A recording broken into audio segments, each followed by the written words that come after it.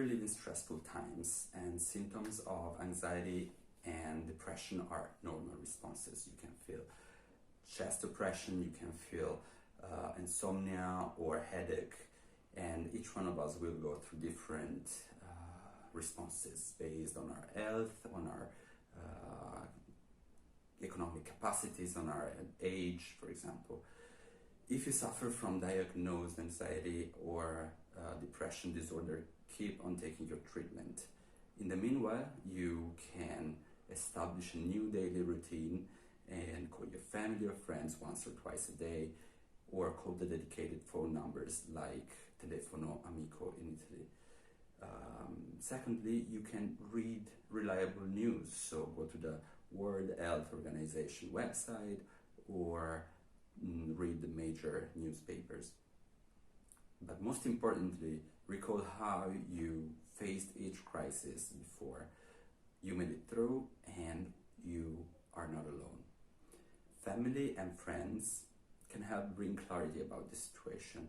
It is possible only if family and friends understand the situation first. So read reliable news and transmit them calmly, and be patient when you give the news. Be patient, and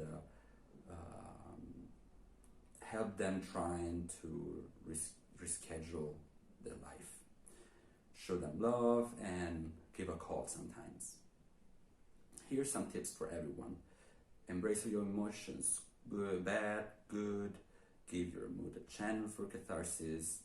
Pour out, dance, exercise, cry, write down whatever makes you feel good, whatever makes you feel bad, and select reliable information and share the positive ones with your friends and family. Relax mentally and physically, and try to practice your imagination, going to the most beautiful and quietest place you've ever been to. But in case you can't deal with this situation, you can also reach out for help. Tamu asked me, how are we gonna cope as a culture during this pandemics? Well, the world is made of many different cultures, and there will be different responses based on the local and regional communities. We have to say that this experience, though, is planetary and individual at the same time. So we have the opportunity to cope for the first time as a world culture by understanding that everybody is in the same situation, everybody's feeling the same pain. So cultivating our empathy, this is the method to go through.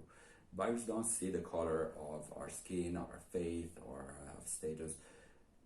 So the institution must provide protection for everyone, old or young, poor or rich, cisgender, transgender, white, black, people of color, also free people and incarcerated people. Because the history of pandemics show us that the spread of the physical illness is not the only thing that goes around. There's also discrimination through racist and homophobic propaganda. We saw it at the beginning of these pandemics against the Asian community, and we saw it during the 80s and 90s against the gay community for the AIDS pandemics. So the reaction to this situation will depend on the length of the quarantine. And the longer, the stronger we have to be. For sure, using humor can represent a really good coping style to deal with difficult situations.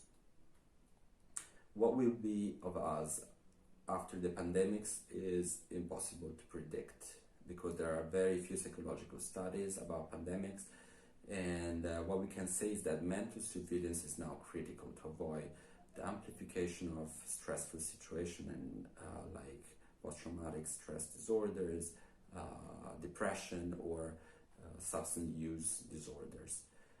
What is possible to see in previous studies is that the moment order and health were brought back, there was a kind of a general amnesia about what the population lived. So when it's all over, it's important to face what we have been through. There are some people that are still working, professionals, cashiers, people at grocery store, delivery people.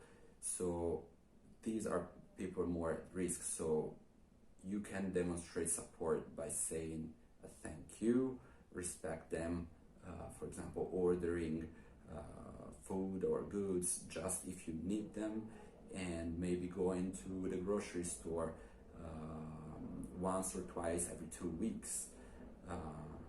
And also doing your part, which is wearing the mask, wearing the gloves, and keep the distance. And finally, the healthcare professional and workers are going through something that we couldn't ever imagine. So they should allow themselves to live their negative emotion with friends, with colleagues, with their social network. They shouldn't blame themselves if patients show disaffection, because that's normal, and they should seek professional help after this crisis.